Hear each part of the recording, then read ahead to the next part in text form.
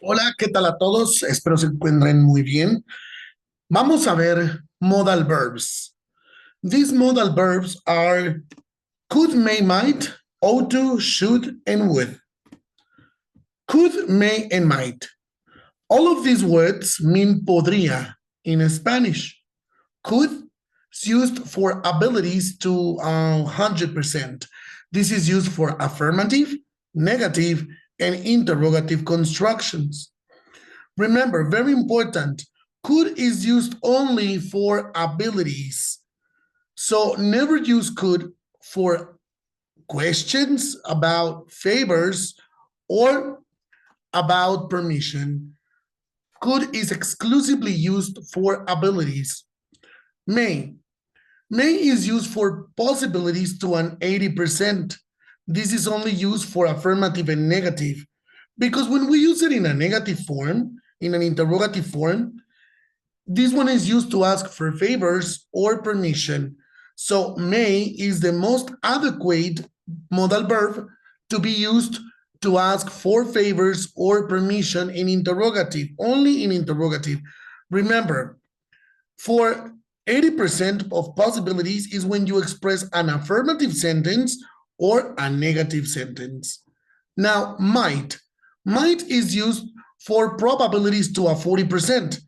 This used only in affirmative and negative forms. When we use it in interrogative forms, this is a very formal way to ask a question. It's very, very formal. And well, today we don't use it so much because this one is used to be for very formal ways of asking for permission or for a favor. So today we don't really use it as much.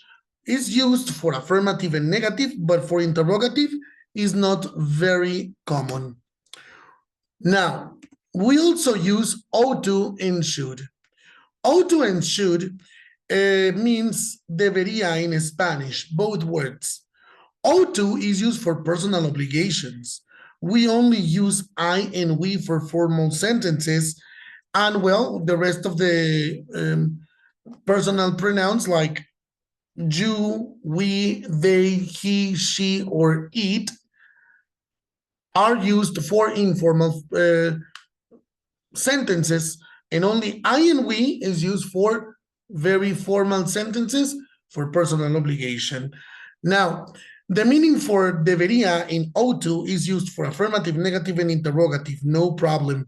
Should is used for advice in affirmative, negative, and interrogative, and we can use it with any personal pronoun.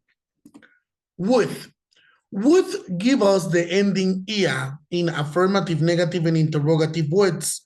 We have, for example, to run, which in Spanish is correr, but if we use would run, it's correría. To cook, cocinar, would cook, cocinaría. To jump, saltar, would jump, saltaría. So in this case, we need to use would in order to give the ia ending to my verbs. Remember, we use all the personal pronouns to use these verbs, and we don't use to except for ought to. For example, I ought to, you should, we would, they could, he may, she might, it should. In the sentences, it's very important to remember that we use these basic verbs without to introduce the following verb. For example, they could drive slow. She should read the book, and we would paint the house. So in this case, we don't use to after could, should, or would, because these are modal verbs, and the modal verbs never use to immediately to introduce a second verb. Now, examples in affirmative form. We use the personal pronoun plus the modal verb plus the verb plus the noun. For example, I ought to cook spaghetti. She could write the letter. They may drink water, and he would speak English. In this case, the only one that uses to in order to link these two verbs is ought to, is the only one. All the rest will never use to. Now, for negative form, the only thing I have to do is use not after the modal verb. For example, I ought not to cook spaghetti. She could not write the letter. They may not drink water, and he should not speak English. In this case, it's possible to use contractions only for couldn't, shouldn't, and wouldn't. All the rest, they will not use a contraction, may not, might not, and ought not to. For interrogative forms, we need to use the modal verb in the beginning. For example, ought I to cook spaghetti? Should she write the letter? Would they drink water?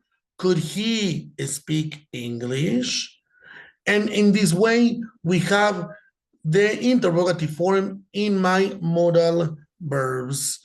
I hope this information is useful for you. Have an incredible day. See you later.